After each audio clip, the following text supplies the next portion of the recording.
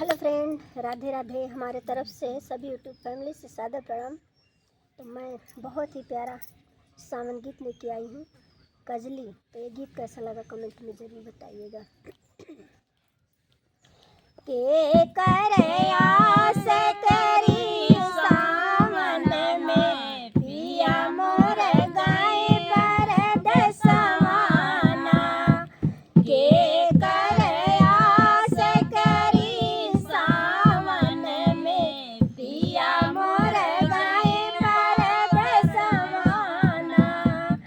हरियर हरियर पेड़ की डाली, हरियर हरियर पेड़ की डाली, बोले मोर कोयल मतवाली, पिया मोर गाय पर दसवाना।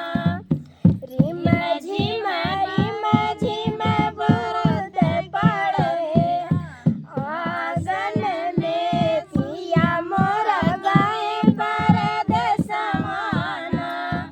रिम झिम बूंद पड़े आंगन में, पिया मोर गाय पर दसवाना।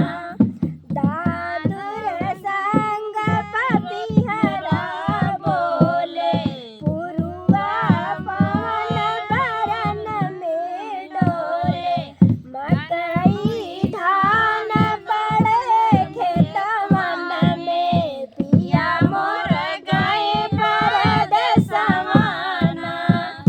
मकई धान पड़े खेतवन में, पिया मोर गाय पर दसवाना।